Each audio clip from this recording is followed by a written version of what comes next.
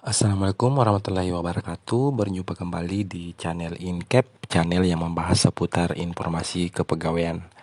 Nah, jadi kali ini kembali kita bahas aplikasi e-kinerja BKN, di mana di sini akan kami jelaskan terkait cara merubah unit kerja di sini jika Bapak Ibu itu tidak muncul data atasan. Nah, jadi ada beberapa kasus di mana itu pegawainya itu tidak muncul data atasan sehingga mengakibatkan tidak bisa membuat SKP atau tidak bisa menambah periode SKP dikarenakan SKP organisasi belum dibuat. Nah, itu penyebabnya adalah tidak ketemu atasan atau data atasan di aplikasi ini tidak muncul.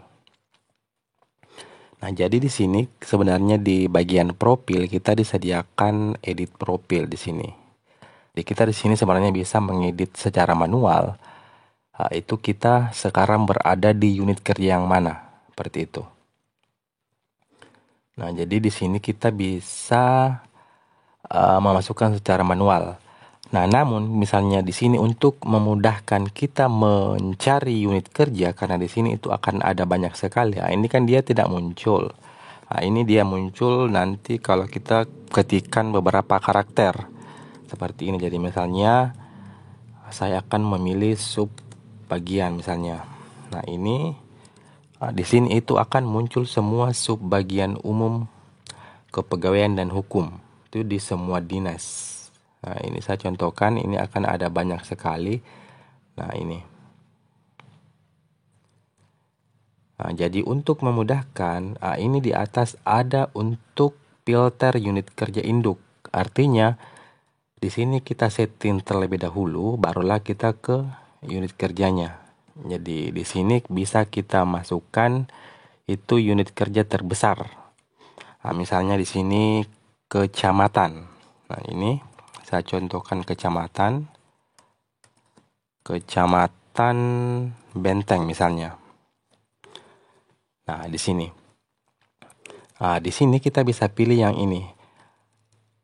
Karena itu ada banyak kasus di mana untuk unit kerja di aplikasi e-kinerja itu banyak yang double-double. Jadi kita mesti cari unit kerja yang dipilih oleh atasan kita agar kita dan atasan itu bertemu.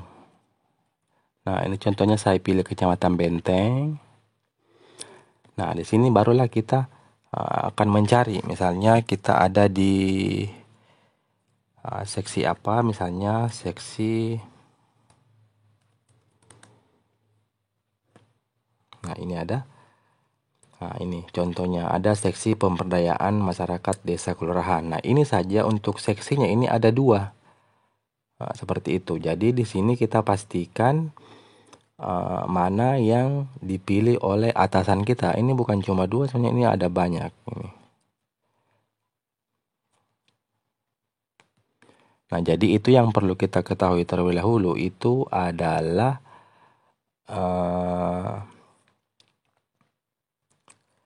unit kerja yang dipilih oleh atasan kita. Nah, caranya itu kita cukup melihat ID-nya di sini. Nah, ini kan ID-nya Kecamatan Benteng. Jadi ini kan seksi dia atasannya ke Kecamatan Benteng di sini.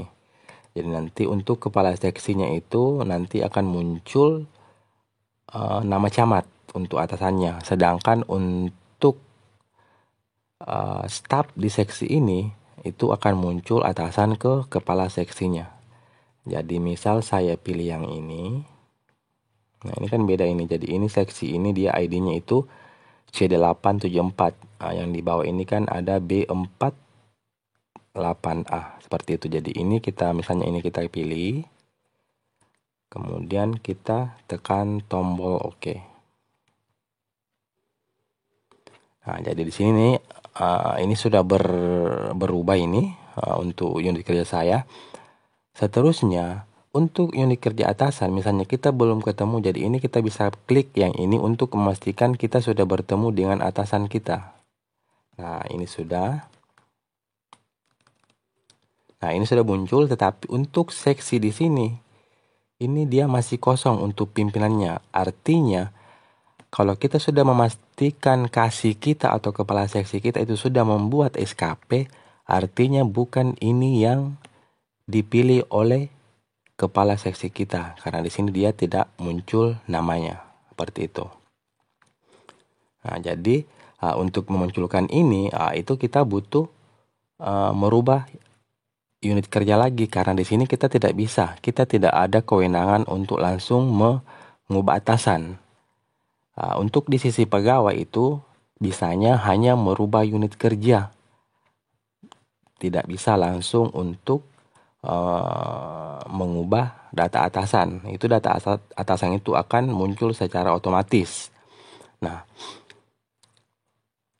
untuk mengatur ini, untuk menselaraskan ini, mulai dari unit kerja terkecil sampai yang terbesar itu adalah kewenangan dari admin e-kinerja di instansi Bapak Ibu. Jadi kita sebagai pegawai itu hanya bisa menyesuaikan data atasan itu dengan mengedit profil. Jadi ada biasa yang salah anggapan, kalau misalnya sudah dipilih unit kerjanya itu akan langsung muncul di sini.